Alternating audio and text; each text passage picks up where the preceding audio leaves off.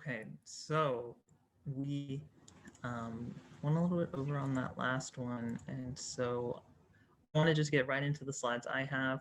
But I think all four of you are like part experts, so if I could just start by asking, could somebody tell me what CHOP stands for? What does CHOP do?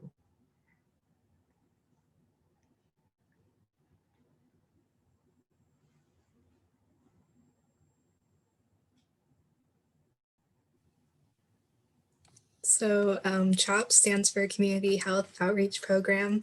And basically, I think their main goal is to provide like health workshops and stuff for their community. Mm-hmm. Yeah, thank you, Brooke. And I hope I can expand on a few of those details here. So, like we said, the Community Health Outreach Program, we work with a partner organization called SAW, Social Action for Women, who trains peer educators living in communities of Burmese migrant workers. So the specific population here are Burmese migrant workers living in Thailand. And then GlobeEd at UC funds the entirety of that program. I think when I joined into this breakout room, I heard a good question about our fundraising goals and how CHOP budgets might change because of that. That is a topic we discuss with ATL and with SAW each year during our AAF discussions and make them aware of how much money we can expect to send, and they make adjustments accordingly. Okay, but that was getting me off track a little bit. Some basics about the CHOP program, where, like I've mentioned, it is Burmese migrant worker community living in the Popra region of Thailand. This is along the western border of Thailand with Myanmar.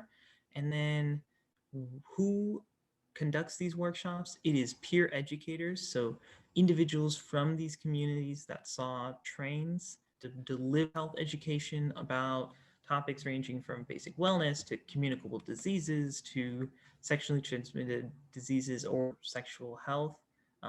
There are all sorts of important topics that are discussed, and these peer educators are trained and then they remain in those areas to serve as a resource for community members, even when these workshops don't happen. So when the workshops happen, they happen when SAW organizes a date to go to the community in Popra, which is about 45 minutes south of Mae Sot by truck. And then they typically spend the full morning there with workshop participants. And then, like I've been saying, the CHOP program is funded entirely by GlobeEd at UC and the donations that we raise. So um, next, I wanted to share a few pictures from Grow Trips or from on the ground in Thailand, showcasing what this project looks like. Here we have a member of SAW staff teaching workshop participants about the reproductive cycle.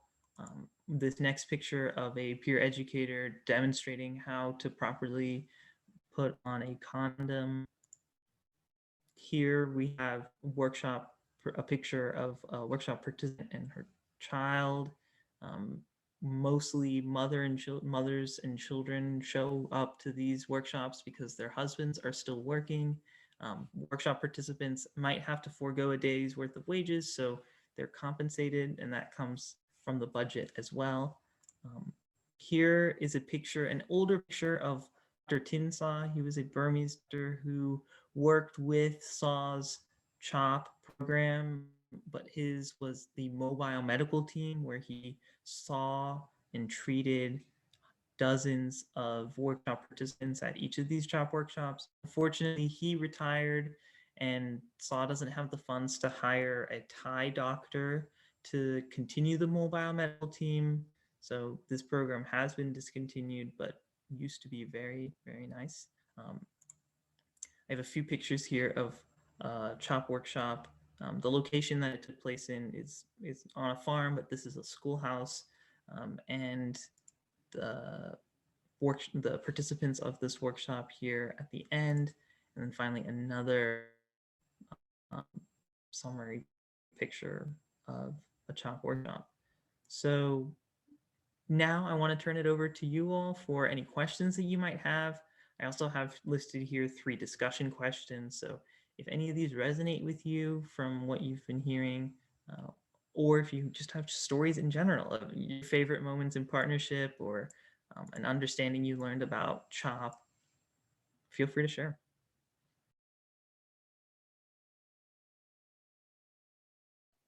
I got a question.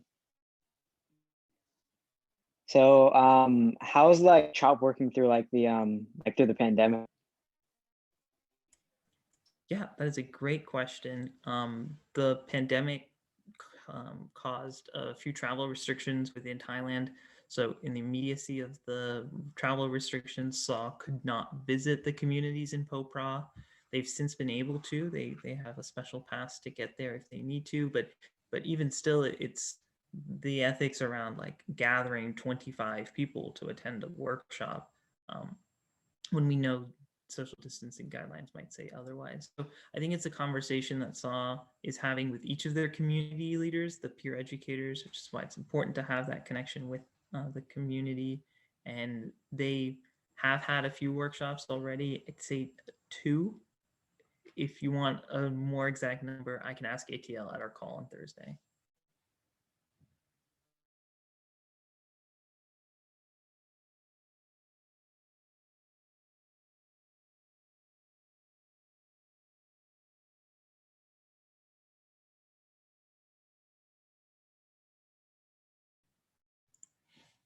Any other thoughts or comments, questions about our project? No? Okay. Well, I just sent out a broadcast myself that I have to switch rooms. And take care, everyone. I will see you in the main room.